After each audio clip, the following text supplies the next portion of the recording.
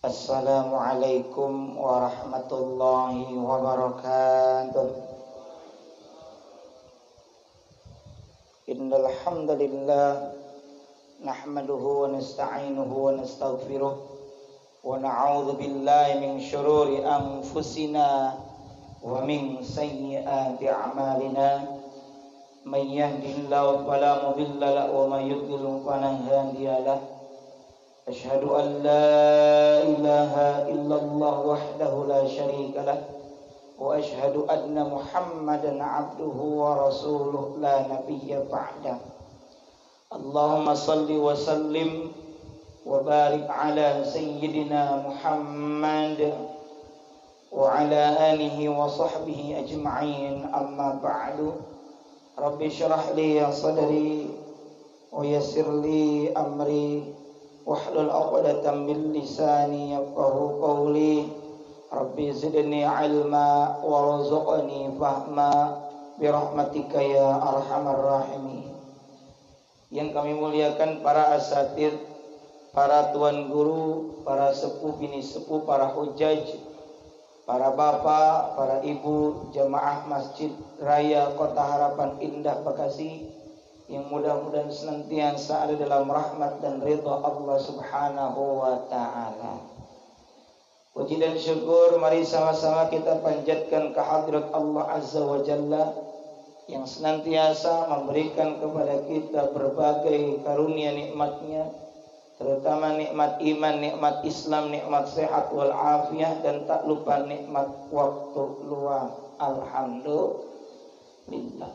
Dan semoga kita bisa menggunakan seluruh nikmat tersebut dalam rangka taat kepada Allah Ta'ala, sehingga saat tutup usia nanti, saat kita pulang ke hadiratnya dalam keadaan husnul khatimah. Amin Allahumma amin. Salawat beriring salamnya semoga senantiasa tercurahkan kepada insan teladan sepanjang zaman yang membawa umatnya minal zulumati lan nur, dari zaman jahiliyah menuju zaman Islamiyah. Beliau adalah Rasulullah Muhammad sallallahu alaihi wasallam, juga teruntuk keluarga beliau, para sahabat beliau, para tabi'in, tabi'ut tabi'in, atba'ut tabi'in, hingga kita sekalian. Semoga termasuk dalam jajaran umatnya yang berusaha taat akan syariat dan menghidupkan sunnah-sunnahnya, kelak mendapatkan syafaatul uzma dari beliau di yaumil akhir nanti. Amin Allahumma amin. Para bapak jamaah sekalian, mengawali kajian pada kesempatan pagi ini di hari yang ke-6 daripada bulan Rabiul Awal 1441 Hijriah, bertepatan dengan Ahad 3 November 2019 Miladiyah. Mari kita awali pertemuan ini dengan membaca suratul Fatihah. Semoga dengan keberkahan, kemukjizatan surah Al-Fatihah ini, Allah mudahkan kita semua untuk mengambil ilmu dan mengamalkannya dalam setiap aktivitas kita sehari-hari. Dan Allah mudahkan kita untuk melaksanakan ketaatan. Yang punya masalah semoga diberikan jalan keluar atas segala masalah yang dialami. Yang sakit semoga lekas sembuh. Yang punya utang biar cepat lunas utangnya. Amin ya Allah ya Rabbal alamin. Ala hadhihi niyyah wa ala kulli niyyatin salihah wa ila hadratin nabiyil mustafa Muhammadir Rasulillah sallallahu alaihi wasallam wa ala alihi wa azwajihi wa dzurriyyatihi wa ahli baiti wa liman dakhala fi baitil kiram syai'un lillahi lahumul Fatihah. A'udzu billahi minasy syaithanir rajim. Bismillahirrahmanirrahim. Alhamdulillahi rabbil alamin. Ar-Rahmanir Rahim. Maliki yaumiddin. Iyyaka na'budu wa iyyaka nasta'in. Ihdinas siratal mustaqim. Siratal ladzina an'amta 'alaihim ghairil maghdubi 'alaihim waladdallin. Amin. Kita sambung dengan membaca Sayyidul Istighfar. Bismillahirrahmanirrahim. Allahumma anta rabbi la ilaha illa anta khalaqtani wa ana abduka wa ana ala ahdika wa wa'dika mastata'tu a'udzu bika min syarri ma sana'tu abu'u laka bi ni'matika alayya wa abu'u bi dhanbi faghfirli fa innahu la yaghfiru dzunuba illa anta. Para bapak jemaah sekalian, kajian tazkiyatun nafs ini saya ambil berdasarkan momentum yang kita masuki bersama, yakni bulan Rabiul Awal, yang menurut para ahli sejarah merupakan bulan dilahirkannya Rasulullah Muhammad sallallahu alaihi wasallam. Maka dari itu kajian kita ini dengan judul Tazkiyatun Nafs melalui sirah nabawiyah. Tazkiyatun Nafs kita maklum bersama adalah menyucikan jiwa. Jiwa kita ini kotor karena melakukan dosa dan sejenisnya. Dengan kita mengkaji sirah nabawiyah, output dari bahasan ini, kita berusaha memperbaiki diri, menyucikan jiwa. Kajian ini, pagi ini saya tidak akan bicara banyak tentang sirah atau riwayat hidup Nabi, tapi yang ingin saya sampaikan bahwa sirah, riwayat perjalanan hidup Nabi Muhammad sallallahu alaihi wasallam menjadi medium penting untuk menyucikan jiwa kita. Penyucian jiwa atau tazkiyatun nafs, pembersihan jiwa dari kotoran-kotoran yang ada pada diri kita, merupakan perkara yang penting, yang karenanya Allah Ta'ala mengutus Rasulullah Muhammad sallallahu alaihi wasallam. Dalilnya adalah surah Al-Baqarah ayat 151. Bismillahirrahmanirrahim. Kama arsalna fikum rasulan minkum yatlu alaikum ayatina wa yuzakkikum wa yu'allimukumul kitaba wal hikmah وَيُعَلِّمُكُمُ الْكِتَابَ وَالْحِكْمَةَ وَيُعَلِّمُكُم مَّا لَمْ تَكُونُوا تَعْلَمُونَ. Shadaqallahul azim wal ma'na Allahu a'lam bimuradih. Kama sebagaimana arsalna fikum, kami telah menyempurnakan nikmat kami kepadamu. Allah sempurnakan nikmat untuk kita semua, Pak. Banyak nikmat yang Allah berikan kepada kita, termasuk dengan diutusnya Rasulullah Muhammad sallallahu alaihi wasallam. Maka sebagai bentuk syukurnya ya kita cinta Nabi Muhammad sallallahu alaihi wasallam. Arsalna fikum, kami kata Allah telah mengutus untuk kalian apa? Rasul, utusan Allah. Minkum, di antara kamu, yatlu alaikum, yang membacakan untuk kamu sekalian ayatina, ayat-ayat kami, wa yuzakkikum, tazkiyah, dan menyucikan kamu. Maka diutusnya Kangjeng Nabi adalah untuk menyucikan jiwa kita. Bagaimana nanti akan kita bahas.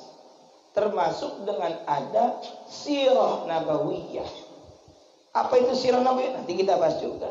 Dengan adanya sirah nabawiyah itu kita bisa mengambil pelajaran.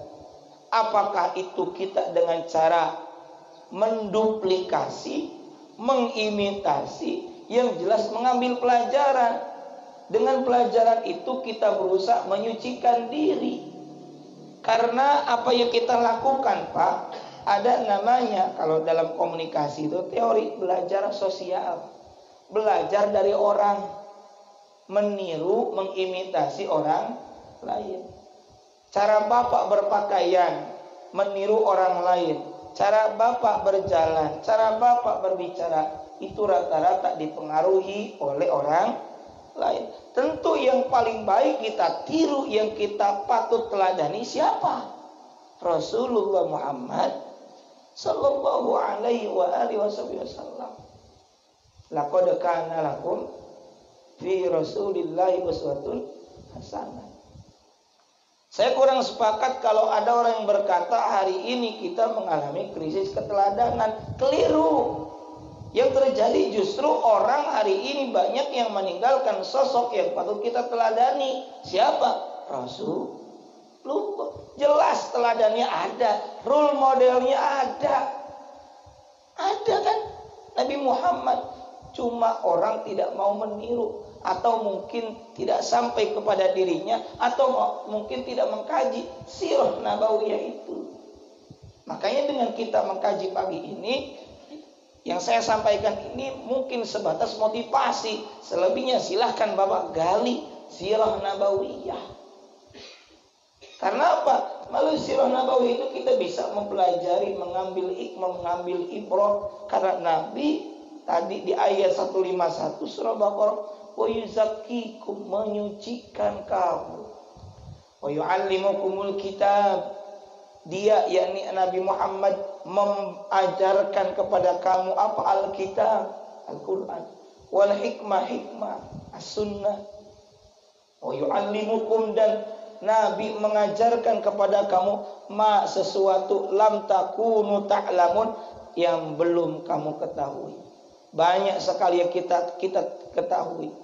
Nabi ajarkan, nabinya telah tiada, telah sampaikan oleh beliau secara turun-temurun melalui para sahabat, melalui para tabi'in, tabi'ut tabi'in, atba'ut tabi'in, turun-temurun sampai guru kita. Maka kita nggak bisa bypass langsung, Pak. Kita belajar kepada Rasulullah, lah situ kapan ketemu sama Rasul? Betul tidak? Maka kenapa ada ulama, kenapa ada para ustadz, para ajengan, para kiai? Karena melalui jalur beliaulah kita mengambil ilmu yang sampai kepada Rasulullah sallallahu alaihi wasallam. Makanya 4 mazhab itu sepakat.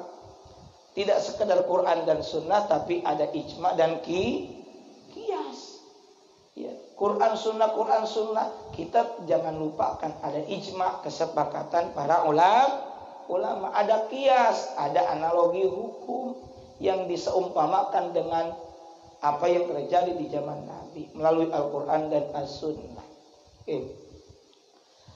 Dalil yang kedua, surah Ali Imran ayat 164. Masih bicara tentang bahwa Nabi untuk menyucikan jiwa kita. Laqad sungguh manna Allah, manna itu anugerah. Makanya al-mannan itu Allah yang maha penganugerah. Allah maha pemberi anugerah. Laqad manna Allah, sungguh Allah telah menganugerahkan alal mu'minin, kepada orang-orang yang beriman. Ketika ba'atha, Allah mengutus fihim, kepada mereka, atau di antara mereka, di antara kita, rasulan, halnya utusan, rasulun min anfusihim, dari diri mereka, dari kalangan mereka, dari kalangan kita. Ya. Makanya ada tuh dalam surah At-Taubah, apa itu? Laqad ja'akum rasulun min anfusikum. Ini anfusim. Yatlu alaihim, bagaimana Tugas Nabi itu diantaranya yatlu alaihim. Dia yakni Nabi membacakan apa? Alaihim kepada mereka ayatihi, ayat-ayatnya. Ayat-ayat apa? Al-Qur'an. Wa yuzakkihim, dan membersihkan jiwa mereka. Nabi dengan akhlaknya itu menyucikan jiwa kita. Cara Nabi memberikan pelajaran itu macam-macam, Pak. Misal, Bapak ingat dalam kitab Hadis Arba'in lil Imam An-Nawawi, hadis nomor 2, di situ ada seseorang yang bertanya kepada Nabi, mal iman, mal Islam, mal ihsan. Betul tidak? Nanya, dijawab oleh Nabi, tapi orang itu bilang sodakta, Anda benar. Nanya, tapi membenarkan. Ketika selesai, Nabi berkata kepada Umar, tahukah siapa orang itu? Orang itu adalah Jibril, dia datang untuk mengajari kamu. Terkadang Nabi memberikan pelajaran dengan seperti itu. Ada fragmen istilahnya. Ada sejenis fragmen yang disajikan kepada kita, kepada sahabat saat itu. Kadang Nabi juga untuk mengundang rasa ingin tahu sahabat yang saat itu ada di sekitarnya dengan cara begini, Mbak. Ayo, siapa yang tahu anu misalnya. Tahukah kamu siapa yang dimaksud dengan al-muflis misalnya. Nabi itu memberikan kuis, istilah kita mungkin zaman sekarang. Itu untuk menarik perhatian orang. Makanya, Pak, dalam parenting juga nih, ketika anak kita ada 5, yang satu asik dengan gadget, yang satu dengan buku, yang satu dengan TV, yang satu dengan telepon dan lain-lainnya. Ambil perhatian. Ayo, siapa yang mau ikut sama ayah naik mobil misalnya. Sama halnya seperti itu diantaranya. Jadi Nabi itu menyajikan banyak hal dengan cara-cara yang menarik. Bisa dengan kuis, pertanyaan, dengan reward. Termasuk tadi menyajikan fragmen. Nabi menyajikan wawancara, dialog di hadapan para sahabat, banyak sekali. Dan akhlak-akhlaknya ya dalam rangka untuk mengajarkan bagaimana menyucikan jiwa. Ya. Oke. Selanjutnya masih berbicara bagaimana Nabi itu fungsinya, tugasnya untuk tazkiyatun nafs. Walladzi ba'atsa fil ummiyina, dialah Allah alladzi yang telah ba'atsa mengutus fil ummiyina kepada kaum yang buta huruf. Ummi, Nabi itu ummi, Pak, buta huruf. Jangan malu berkata demikian, karena faktanya memang demikian. Apakah Nabi yang ummi ini kemudian menyalahi sifat fatona? Tidak. Kenapa? Dulu itu orang cerdas tidak mesti bisa baca dan tulis. Ketahuilah, Pak, orang yang mesti bisa baca dan tulis itu justru sebenarnya orang yang memiliki keterbatasan dalam ingatan. Karena banyak lupanya, akhirnya dicatat. Butuhnya tulisan itu baru kekinian. Dulu orang cerdas, apalagi yang analisisnya kuat, nggak perlu baca tulis. Ketika Al-Quran turun, apakah langsung dicatat? Tidak. Adanya mushaf, pembukuan Quran baru ke sini. Ya. Jadi Nabi itu meskipun ummi tapi tetap fatona, cerdas. Analisisnya luar biasa. Coba, Pak, Nabi untuk mengetahui berapa jumlah lawan dalam perang Badar misalnya, itu menarik. Saya mau nanya, pernah tahu nggak berapa jumlah tentara musuh saat perang Badar? Berapa katanya?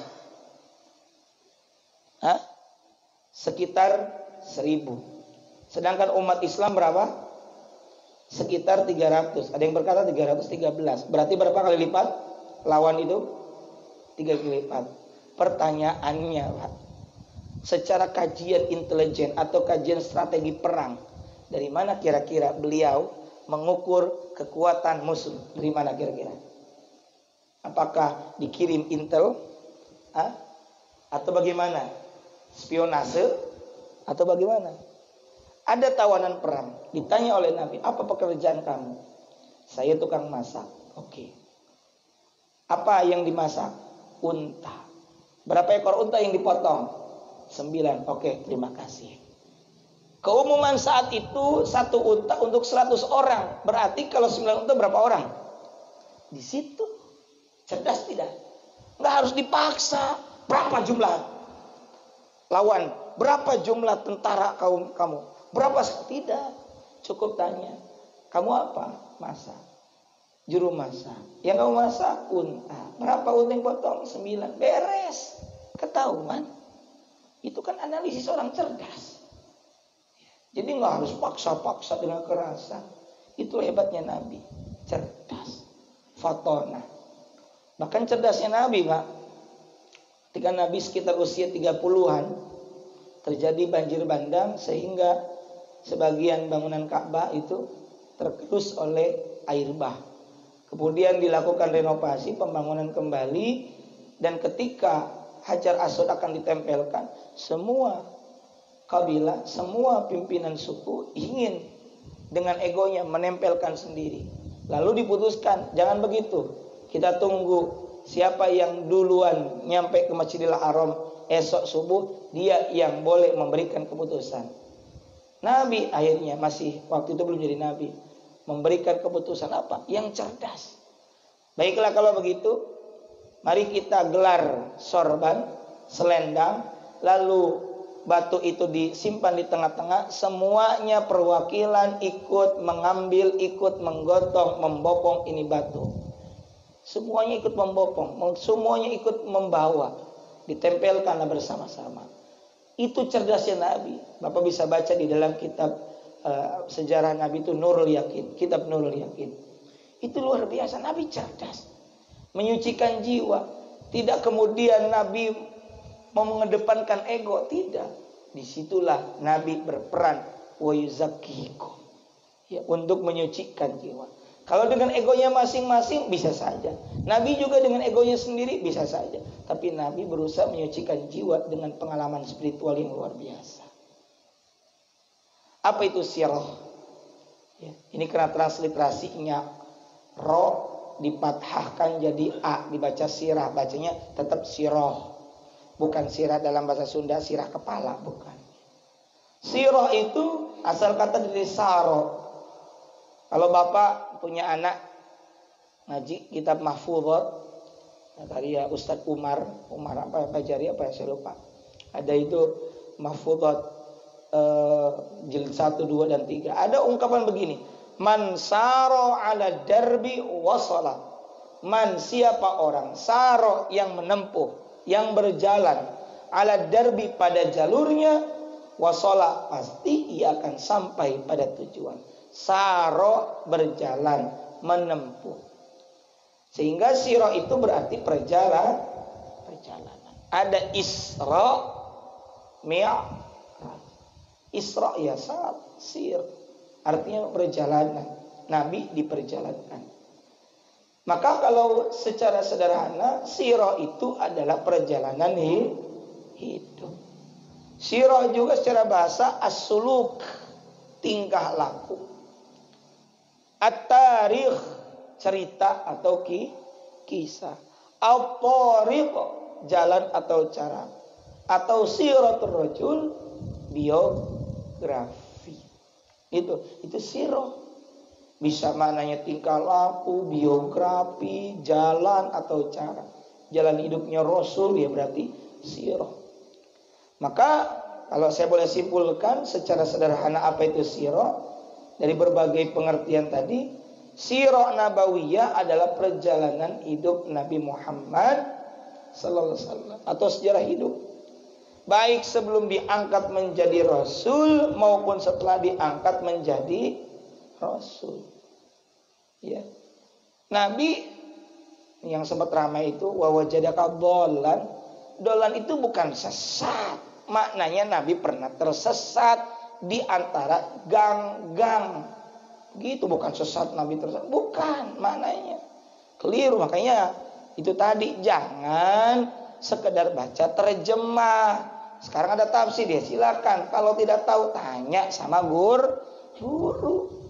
Bukan menerjemahkan kemudian secara terlek ditelan mentah-mentah, tidak demikian. Nah, dari sebelum diangkat jadi nabi, bahkan Pak, sebelum jadi nabi ada namanya irhas. Kalau kita nih Pak, kelebihan, keistimewaan.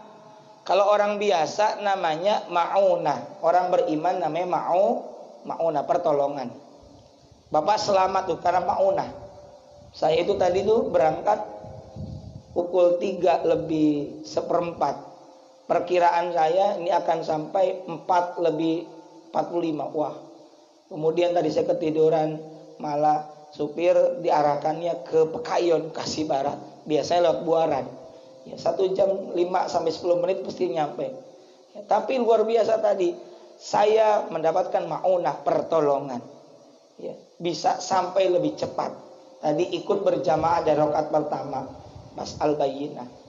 Jadi kalau kita mendapatkan pertolongan namanya ma'unah, bukan Bapak selamat dari kecelakaan, mestinya celaka tapi selamat, saya dapat mukjizat. Lah emang situ nabi. Bukan mukjizat, ma'unah, pertolongan orang beriman. Kalau wali kekasih Allah namanya karomah, kemuliaan. Ya. Kalau orang dia muslim tapi masih doyan maksiat, fasik lah. Ya.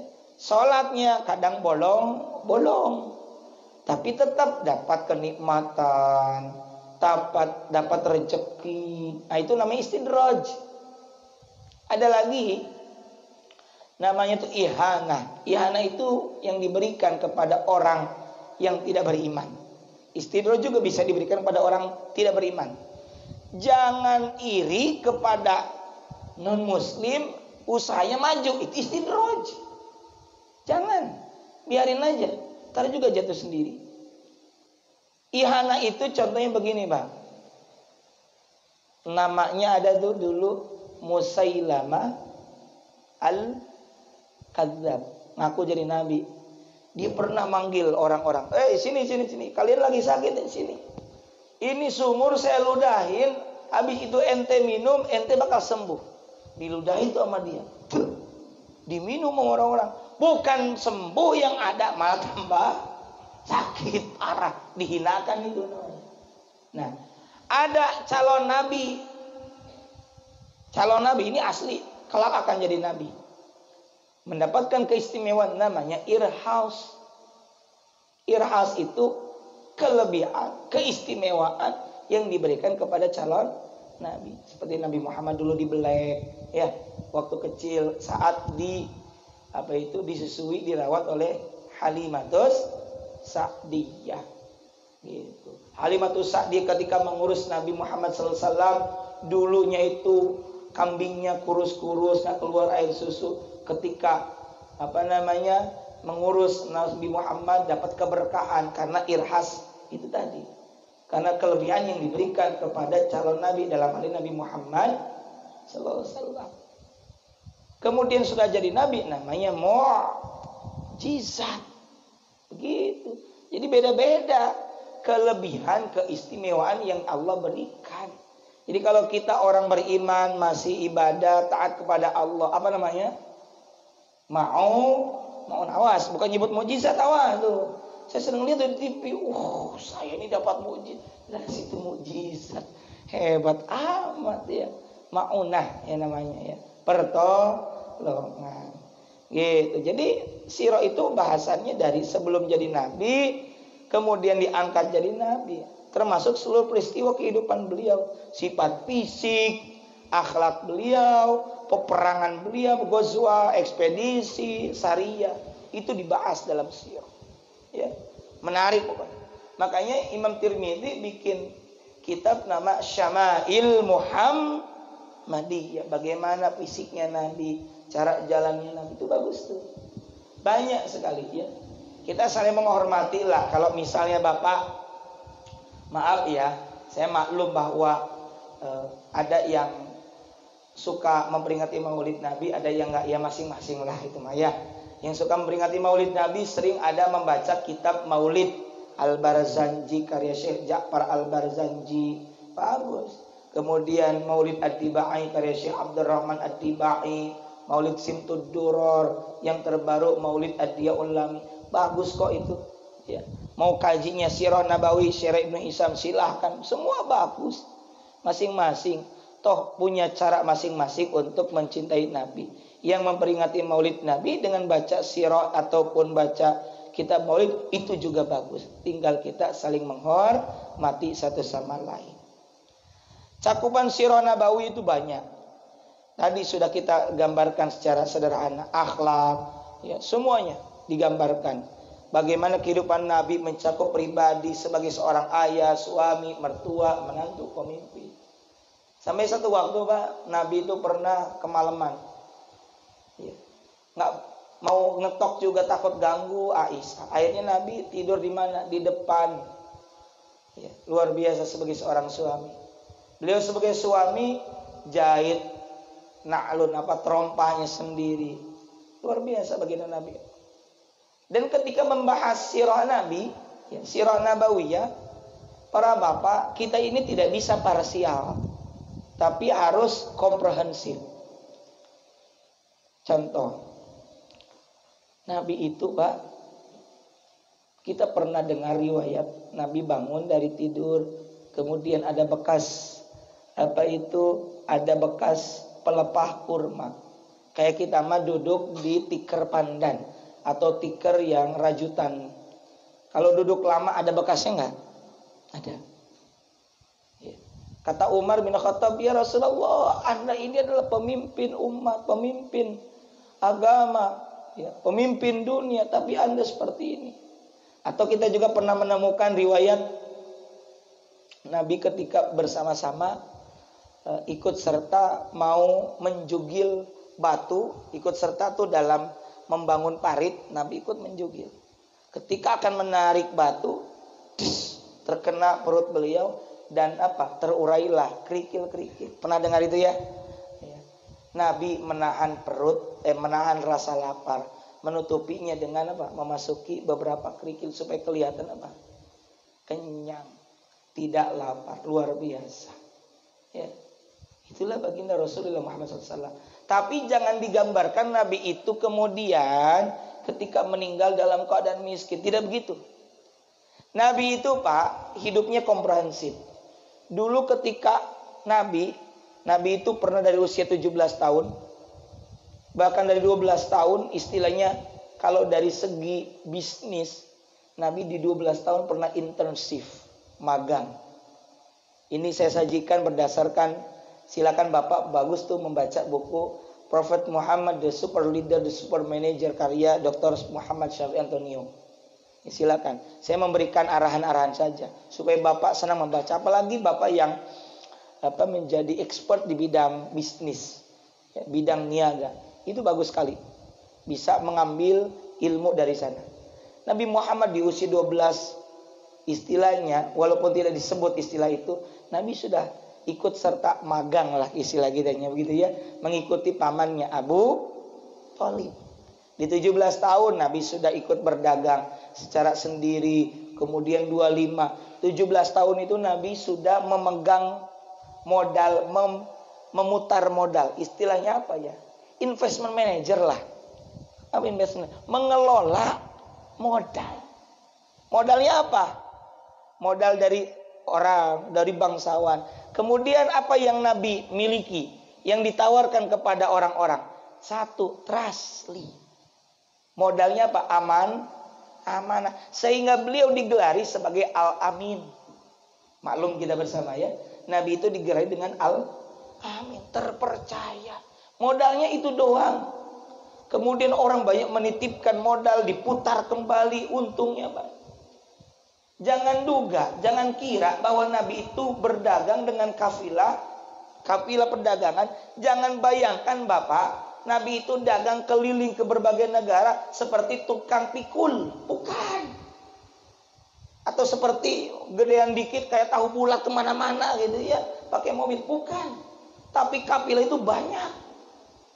Bisa beberapa orang.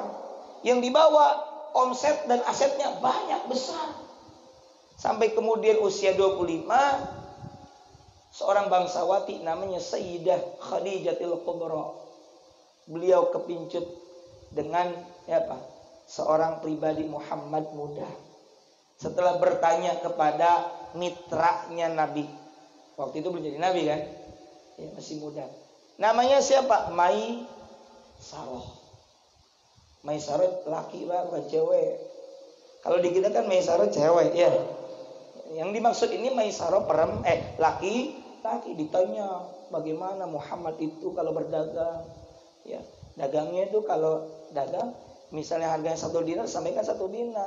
Tapi karena itulah orang banyak kepincut juga dengan akhlak Nabi, dilebihi. Nabi menikah dengan Khadijah. Nabi menjadi CEO. CEO tulisannya itu. Apa CEO itu? Chief apa? Chief E-nya apa? Eksekutif Officer. Kenapa? Karena saham yang dimiliki istrinya dilimpahkan semua kepada Muhammad muda saat itu. Luar biasa. Sampai usia 37 dalam buku tersebut, ya, beliau banyak berkhalwat, menyendiri, bertahanus di mana? Di Gua Hiro, hitungan Komariah. Jadi beliau banyak berkontemplasi, menyendiri 3 tahun sebelum diangkat jadi Nabi, memikirkan umat. Ya. Kemudian Nabi di 40 tahun sampai ke sana, sampai menjelang wafat, Nabi bukan niat miskin, bukan. Yang tadi itu ada bekas tikar pelepah kurma. Nabi bukan miskin, bukan, tapi Nabi sudah freedom finansial. Bebas dari ketertekanan finansial, materi. Kalau kita kan masih tertekan, ya kan? Masih ngejar sana sini. Ya, masih dikejar oleh dunia istilahnya. Kenapa Pak nggak ngaji? Malum Pak, faktor dunia. Kenapa? Ya begitu, masih dikejar dunia, masih usaha, kan begitu istilahnya. Kalau Nabi sudah financial freedom. Kalau kita kan ya masih dikejar-kejar oleh dunia, kira-kira begitu. Itu. Akhirnya ya honor juga Pak, gajinya 3 koma, tanggal 3 udah koma begitu. Nabi itu begitu. Jadi kajinya seperti itu. Bukan Nabi miskin, bukan. Nabi pernah kaya mengajarkan kepada kita sikap ketika memiliki kelebihan rezeki. Nabi pernah tengah-tengah mengajarkan kepada kita bagaimana saat posisi seperti itu. Nabi juga pernah dalam kondisi tadi seakan-akan miskin, padahal bukan miskin, tapi financial freedom. Dan itu juga dalam memberikan contoh. Lagi-lagi mentazkiyah. Nabi itu mendirect kita secara tidak langsung bagaimana hidup supaya kita ini sederhana, zuhud. Itulah cara Nabi memberikan pelajaran. Peperangan, ekspedisi juga itu bagian dari sirah. Lantas apa urgensinya? Nilai penting daripada mengkaji sirah nabawiyah utamanya kaitan dengan tazkiyatun nafs. Ya. Pertama, menumbuhkan cinta kepada Rasulullah Muhammad sallallahu alaihi wasallam. Bagaimana kita mau menduplikasi, mengimitasi, mengambil pelajaran dari beliau kalau kita tidak cinta? Maka mulanya cinta. Nabi bersabda waktu itu di hadapan Anas bin Malik, al-mar'u ma'a man ahab. Seseorang itu berdasar atau bersama orang yang dicintai. Kalau kita cinta sama Kangjeng Nabi, ya kita akan bersama Nabi. Bahkan mencintai beliau itu ya merupakan kesempurnaan keimanan. Dan cinta kepada Nabi melebihi cinta kepada orang-orang yang kita cintai. La yu'minu ahadukum, tidak sempurna. Tidaklah beriman itu tidak sempurna.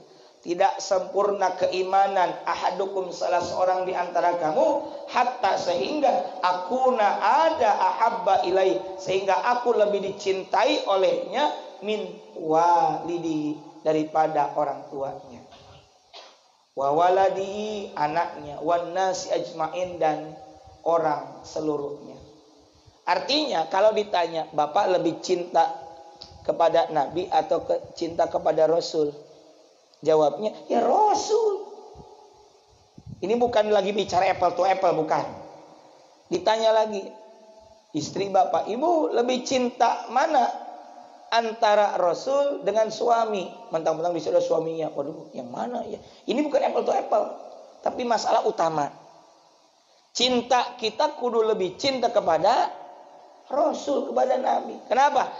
Ibu tidak akan tahu taat kepada suami kalau tidak dengan cinta kepada Nabi atau Rasul. Bapak tahu cara menafkahi istri atau berbuat baik kepada istri. Bapak tahu syariat dalam rumah tangga. Itu melalui apa? Rasul. Maka kita kudu cinta kepada Rasul. Dengan kita mempelajari sirah nabawiyah, menumbuhkan cinta kepada Rasul. Yang kedua, sirah nabawiyah memberi inspirasi. Dengan mempelajari sirah nabawiyah akan menjadi inspirasi kehidupan. Karena Nabi tadi uswatun hasanah. Yang ketiga, ini agak cepat lah. Sirah nabawiyah memudahkan kita ittiba, mengikuti sunnah Nabi.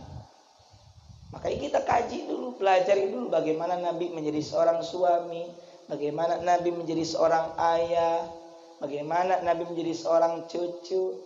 Nabi sholat, sedang sujud, sedang ruku, salah satu cucunya naik ke atas pundak atau punggung beliau.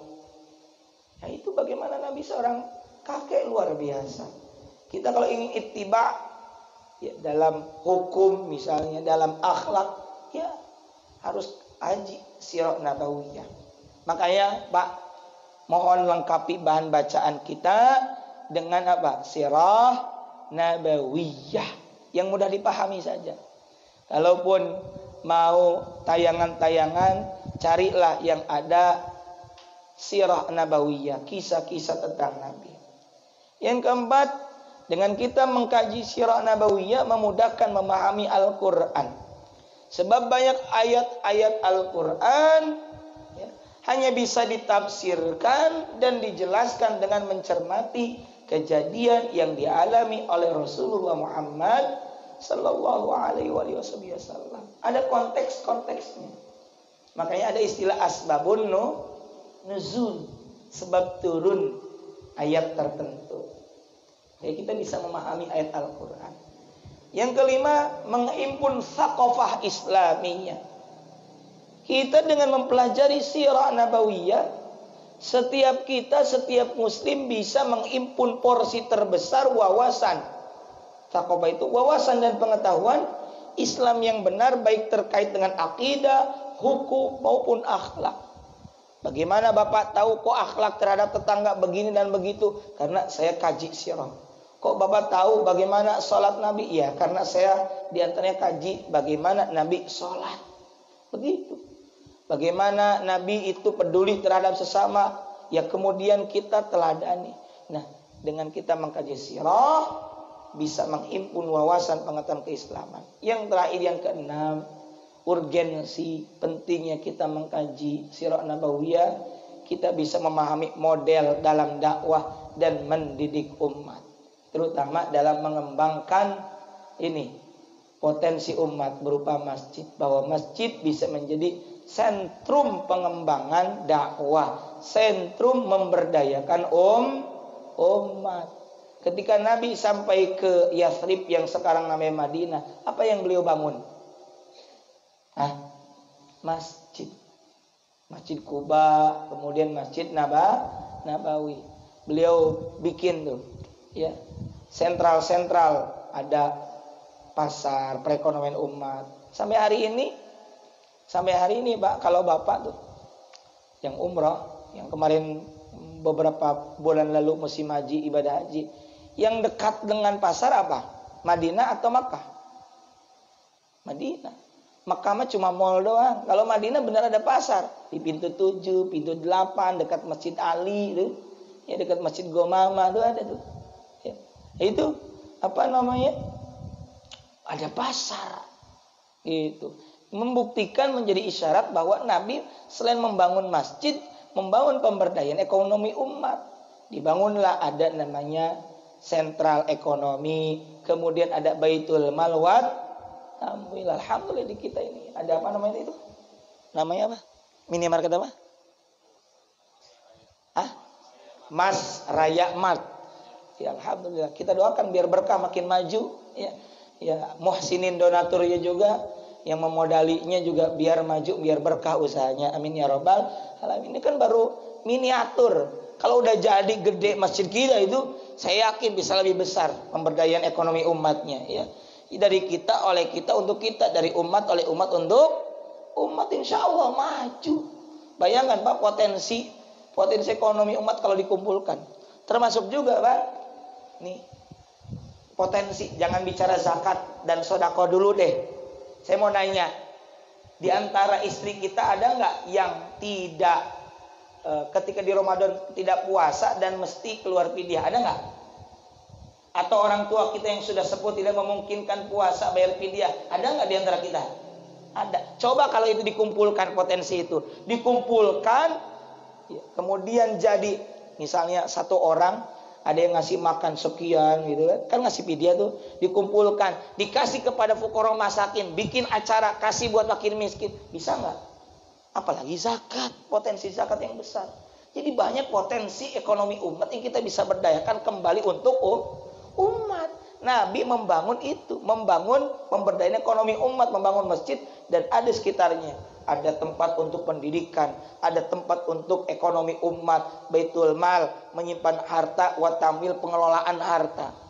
Jadi luar biasa ide-ide gagasan Nabi itu, cemerlang. Maka dengan kita mengkaji sirah nabawiyah, bisa mencontoh bagaimana model dalam dakwah dan mendidik umat. Nah, terakhir, yang lebih terakhir secara umum kaitan dengan tazkiyatun nafs. Dalam surah Yusuf ayat 111. Surah Yusuf itu Pak 111 apik mengisahkan kisah Yusuf dengan berbagai kisah dan pelajaran. Dan di ujungnya ada ayat yang menarik. Kenapa mesti ada kisah? Kenapa mesti ada sirah? Allah Ta'ala berfirman, bismillahirrahmanirrahim, laqad sungguh kana ada fi qasasihim, pada kisah-kisah mereka, termasuk secara umum kisah-kisah para nabi, termasuk sirah nabawiyah, sirah baginda Rasulullah Muhammad sallallahu alaihi wasallam. Sebagai apa? Ibrah, pelajaran bagi siapa? Liulil albab, bagi orang-orang yang mempunyai akal. Kalau kita punya akal, ayo kaji, pelajari, baca itu kisah. Banyak nggak kisah-kisah di Al-Quran? Banyak. Sampai Pak, mohon maaf, kisah orang yang paling buruk sekalipun. Siapa yang paling buruk di Al-Quran dikisahkan? Fir'aun. Bagaimana nggak paling buruk? Coba, dia ngaku sebagai Tuhan. Ana rabbukumul a'la, dalam surah Naziat 23-24 tuh. Yang qala ana rabbukumul a'la, ngaku jadi Tuhan. Tapi oleh Allah dikisahkan tidak? Dikisahkan. Karena dia punya kekuasaan tapi sombong. Ada punya ilmu tapi sombong. Dikisahkan di Al-Quran. Namanya Haman, disebutkan. Yang pelit. Padahal itu anugerah dari Allah. Dikisahkan di Al-Quran. Kisahkan. Siapa namanya? Qarun. Itu tuh mesti dari tazkiyatun nafs, menyucikan jiwa dengan cara mengambil ibrah, mengambil pelajaran. Ibratul liulil albab. Gitu, ya. Makanya sebagai kesimpulan, tazkiyatun melalui sirah nabawiyah, dengan mempelajari sirah nabawiyah diharapkan dapat mengetahui akhlak mulia Nabi. Kemudian kita meneladaninya. Dengan meneladaninya kita menyucikan jiwa kita. Oh, Nabi begitu ya perjuangannya. Akhirnya kita menghayati, ya Allah, saya malu kepada Nabi. Kalau Nabi sedikit tidur, kalau kita sedikit-sedikit tidur. Kalau kita sedikit sedekah, Nabi sedikit-sedikit sedekah, kira-kira begitu. Yang kedua, sirah nabawiyah mengajarkan karakteristik Nabi sallallahu alaihi wasallam dalam menyucikan jiwa serta menempa diri beliau dalam berbagai kondisi. Kita melihat Nabi sabar, kita juga kudu sabar. Sabar itu memang berat, betul tidak? Sabar itu memang pahit, betul? Sabar itu tidak mengenakan, tapi sabar itu indah. Kapan indahnya? Ya sabar aja. Yang ketiga, sirah nabawiyah menjadi referensi dan inspirasi bagi seluruh umat manusia dalam menyucikan jiwa. Ini saja mungkin yang bisa kami sampaikan. Ada pertanyaan? Tidak ada, nanti kita bisa ramah tamah ya. Ini saja mungkin yang bisa kami sampaikan para guru, para ustadz, ya, Ustadz Agus, Ustadz Agus, dan para bapak DKM sekalian. Semoga ada manfaat dan barokahnya. Yang memperingati Maulid, jangan lupa ambil ibrah pelajarannya. Ya, mari kita tutup dengan doa. Rabbana anfa'na bima 'allamtana, Rabbi 'allimna alladhi yanfa'una, Rabbi faqina faqi ahlana wa qarabatil lana fi dinina malil qutbi wa dzakar wasbunallahu ni'mal wakil wa la haula wa la quwwata illa billahil aliyil azim wa sallallahu ala sayyidina Muhammad wa ala alihi wasallam. Subhana rabbika rabbil izzati amma yasifun wa salamun alal mursalin walhamdulillahi rabbil alamin.